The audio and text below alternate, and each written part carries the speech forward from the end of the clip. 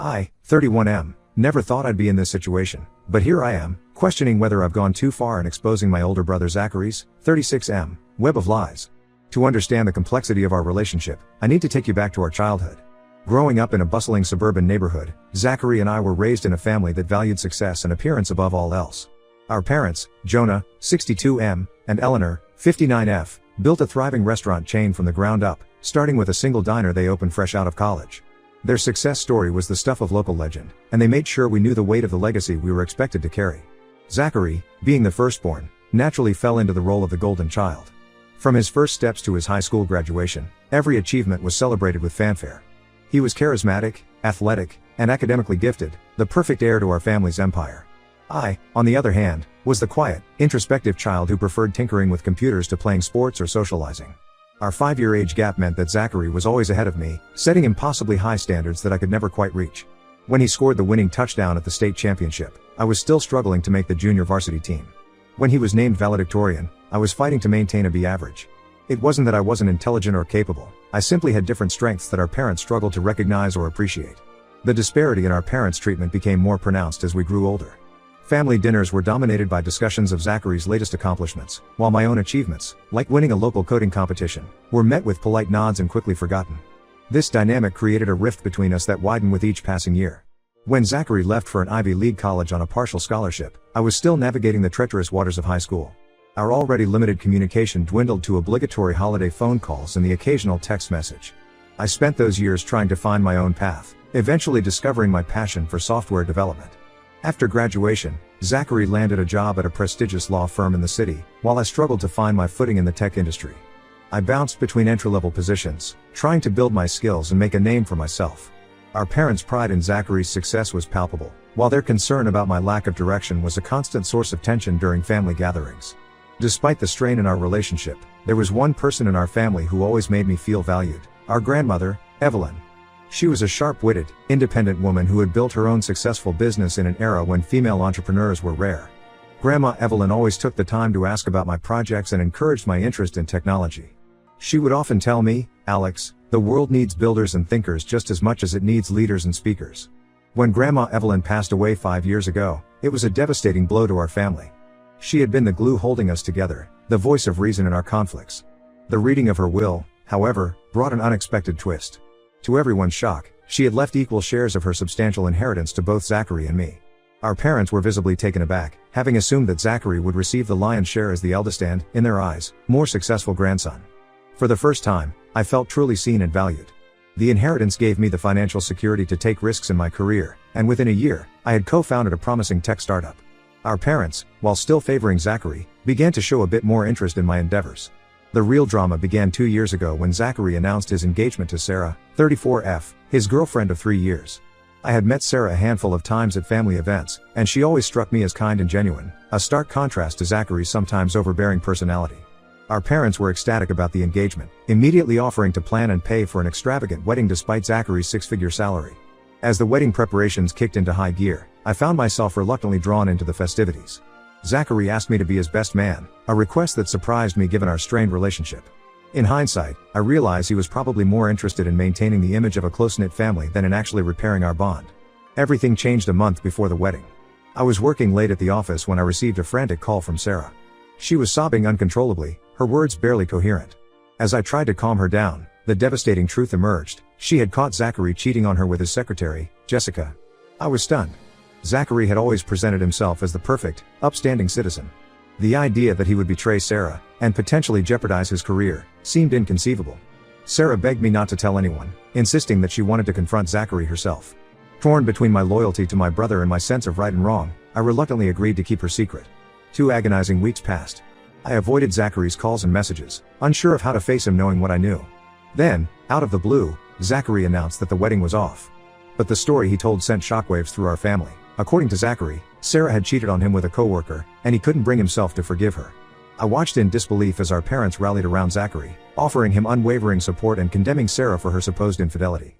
The cognitive dissonance was overwhelming. I knew the truth, but Sarah's plea for secrecy kept me silent. As days turned into weeks, Zachary's lies spiraled out of control.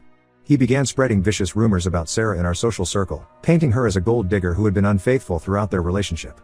He even claimed that she had stolen money from him, using their joint account to fund shopping sprees and secret rendezvous with her lover. The final straw came when I overheard Zachary on the phone, gloating to a friend about how he had dodged a bullet and how Sarah was getting what she deserved. In that moment, I knew I couldn't stand by and watch an innocent person's reputation be destroyed. With a heavy heart, I reached out to Sarah. She was hesitant to go public with the truth, fearing the backlash and potential impact on her career.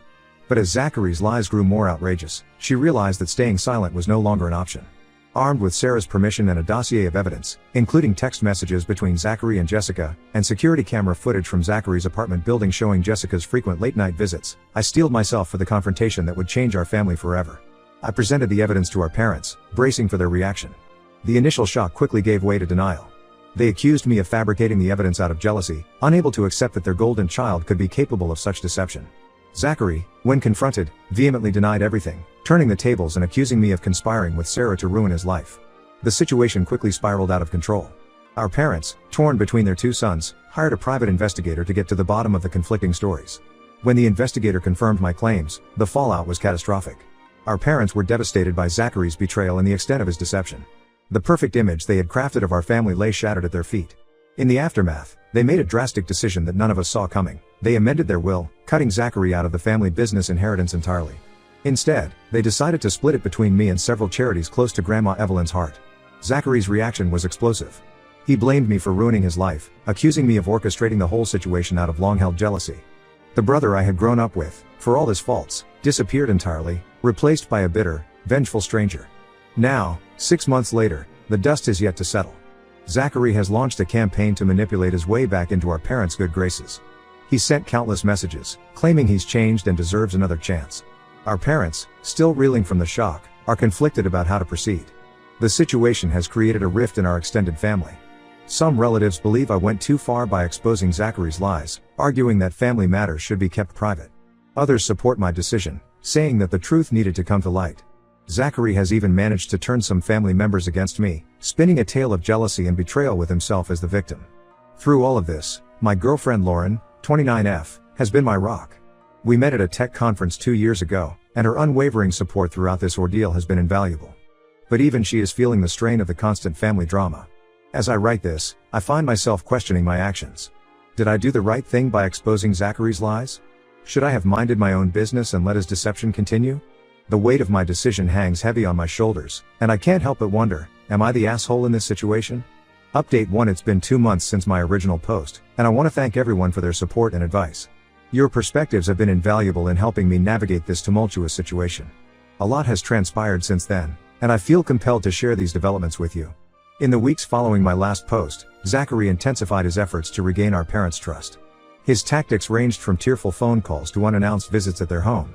About 3 weeks ago, he showed up on their doorstep unannounced, his eyes red and puffy, claiming he had hit rock bottom and needed their help.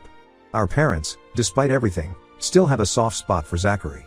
They allowed him inside, and this led to a series of what Zachary called family healing sessions, essentially, meetings where he would plead his case and try to convince everyone that he had changed. I was reluctantly dragged into these meetings, watching as Zachary put on what I can only describe as an Oscar-worthy performance. During these sessions, Zachary wove a tale of personal struggle and redemption. He spoke of deep-seated insecurities that had driven him to cheat, of the overwhelming pressure he felt to be perfect, and of the shame that had led him to lie. He claimed to have started seeing a therapist, Dr. Andrews, who was helping him work through his issues. He even produced a letter from this therapist, detailing his progress and commitment to change. I'll admit, there were moments when even I almost believed him. Zachary had always been charismatic, able to charm his way out of trouble, and these performances were no exception. Our parents seemed to be wavering, considering giving him another chance. But something didn't sit right with me. Perhaps it was years of seeing through Zachary's manipulations, or maybe it was just intuition, but I couldn't shake the feeling that this was just another one of his acts. So, I decided to do some digging. My first step was to reach out to Sarah. She had moved to another state to escape the drama, but we had kept in sporadic contact. What she told me chilled me to the bone. Far from being repentant, Zachary had been harassing her with calls and messages. He alternated between begging her to corroborate his lies and threatening her if she didn't comply. Sarah forwarded me some of these messages, and they were disturbing, to say the least. Armed with this information, I knew I needed more concrete evidence if I was going to counter Zachary's elaborate performance. I made the difficult decision to hire a private investigator of my own. It wasn't a step I took lightly, but I felt it was necessary to uncover the truth. Within a week, the investigator had uncovered some startling information. The therapist, Dr. Andrews, didn't exist. The practice address Zachary had given was actually a small coffee shop. During his supposed therapy sessions, Zachary had been spotted multiple times with a woman who was definitely not a therapist. But that wasn't all. The investigator also uncovered evidence that Zachary was involved in some questionable financial dealings at his law firm. While the details were murky, it seemed that Zachary was walking a very thin ethical line, if not crossing it entirely. I was furious. Not only was Zachary continuing to lie, but he was also potentially jeopardizing his career and freedom with his actions. I decided to confront him privately first, giving him one last chance to come clean to our parents himself. I met Zachary at a neutral location, a park where we used to play as children. I laid out what I had discovered and urged him to tell the truth. His reaction shocked me. Instead of showing remorse or even anger, he laughed. He told me that our parents would always choose to believe him over me, no matter what evidence I presented. His arrogance was breathtaking. Realizing that Zachary had no intention of stopping his deception, I knew I had to act. At our next family meeting, I laid out all the evidence. The harassment towards Sarah, the fake therapy sessions, the questionable work activities, everything. I even played a recording the investigator had made of Zachary meeting his new girlfriend at the coffee shop during his supposed therapy time. The reaction was intense. Our parents were shell-shocked, unable to speak for several long moments. Zachary tried to deny it at first, but as the evidence mounted, his composure cracked. He lashed out, revealing his true colors in a way our parents couldn't ignore. He yelled at our parents, calling them gullible fools for ever believing his act. He turned to me, spewing venom about how I had always been jealous of him and how I had orchestrated this whole thing to steal his inheritance. It was a meltdown of epic proportions, and it left no doubt about the person Zachary truly was. In a twist I never saw coming, our parents stood up for me. They shut down Zachary's accusations and told him in no uncertain terms that his actions alone were responsible for the consequences he was facing. They asked him to leave and made it clear that he was no longer welcome in their lives unless he made genuine, verifiable changes. Zachary's exit was dramatic. He stormed out, slamming doors and knocking over a vase in the process. But the drama didn't end there. Within hours, Zachary had taken to social media, twisting the story and painting himself as the victim of a cruel family conspiracy. Some distant relatives and family friends bought into his lies, leading to a flurry of accusatory messages and calls. The aftermath has been challenging. Our parents are struggling to come to terms with the truth about their golden child. They've started seeing a family therapist to work through their feelings of guilt and betrayal. They've also been making efforts to rebuild their relationship with me, realizing how their favoritism had affected our family dynamics all these years. As for me, I'm still processing everything that's happened. The stress has been enormous, but Lauren has been my rock through it all. She's helped me draft responses to the false accusations and has been a calming presence when it all becomes overwhelming. Our relationship has grown stronger through this ordeal, and we're now talking about moving in together. The road ahead is uncertain. Zachary's social media campaign has caused rifts in our extended family and social circle. Some people have sided with him, while others have reached out to offer support. I'm trying to take the high road, focusing on healing and moving forward rather than engaging in a public mudslinging match. As I navigate this new reality, I'm focusing on rebuilding and strengthening the relationships that matter. The situation is far from resolved, but for the first time in years, I feel like my parents are truly seeing me. It's a bittersweet feeling, coming at such a high cost. I stand firm in my decision to expose the truth, no matter how painful it has been. The road ahead is uncertain, but I'm cautiously optimistic about the future. Thank you all again for your support and advice. It's been invaluable in helping me navigate this complex and emotionally charged situation. Update 2: It's been another 3 months since my last update, and the situation has taken some unexpected turns. I apologize for the delay in updating, but things have been hectic, to say the least. First, some positive news: Lauren and I moved in together last month. It's been a wonderful change, having a supportive partner to come home to every day. She's been instrumental in helping me navigate the ongoing family drama, offering a fresh perspective and a shoulder to lean on when things get tough. We've been talking about our future more seriously, and for the first time in a long while, I'm excited about what lies ahead. Now, on to the more complicated aspects of the situation. About a month ago, I received a message from a woman named Rachel, 32F, who introduced herself as Zachary's new girlfriend. At first, I was wary, assuming this was another one of Zachary's manipulations.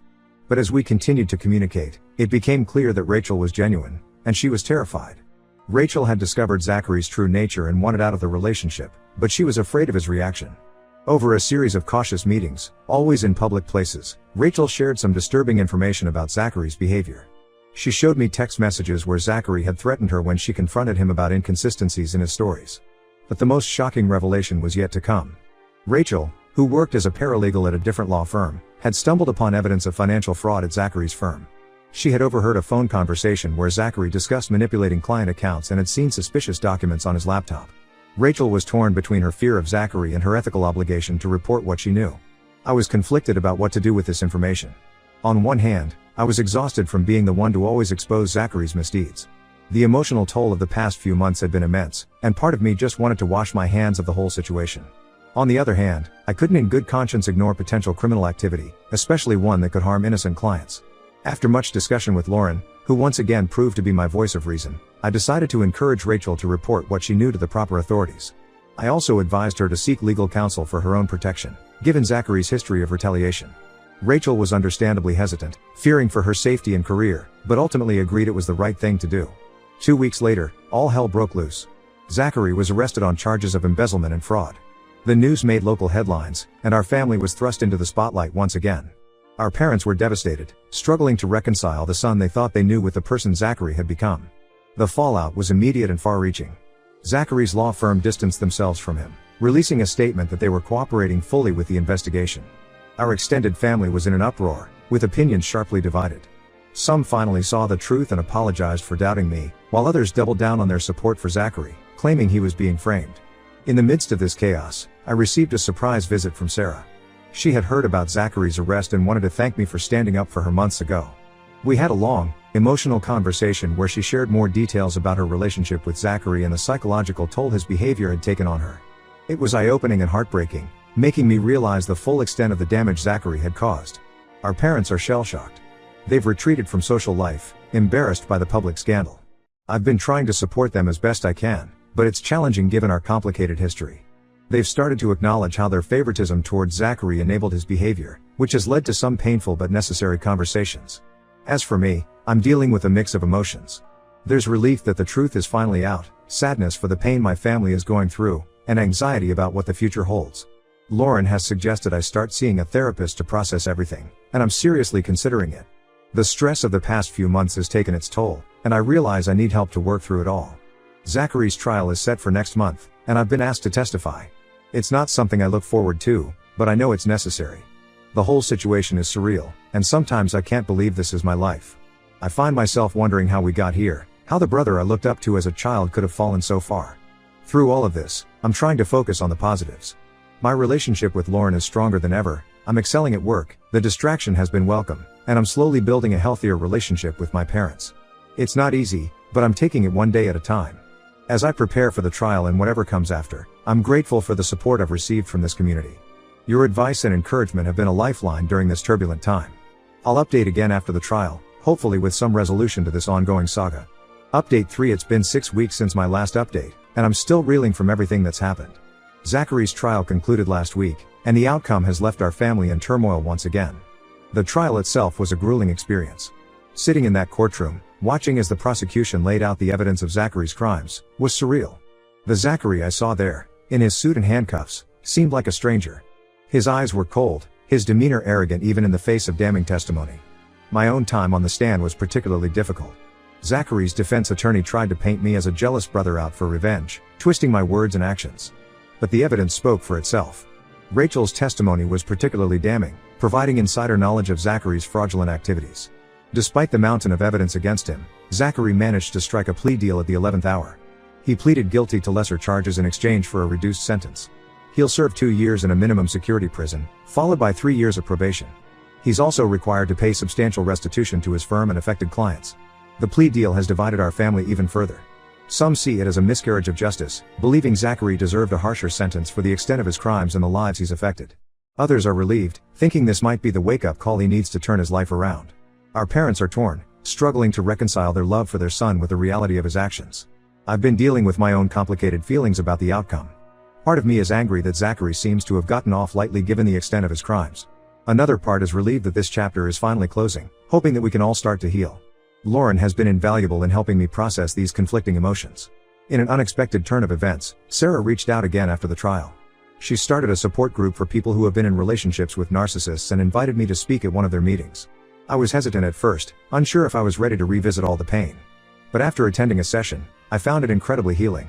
It's helped me understand Zachary's behavior patterns and the impact they've had on all of us. I'm considering becoming a regular member. Our parents have been making slow but steady progress in therapy. They've started to recognize how their parenting style contributed to the family dynamics that allowed Zachary's behavior to go unchecked for so long. It's been painful for them, but I'm proud of their efforts to change. We're having more open, honest conversations than we've had in years. As for me, I've started seeing a therapist as Lauren suggested. It's been challenging but enlightening. I'm working on setting healthier boundaries and processing the years of being the family scapegoat. It's a long journey, but I already feel like I'm making progress. Work has been a welcome distraction through all of this. I recently got a promotion, which has been a bright spot in an otherwise turbulent time.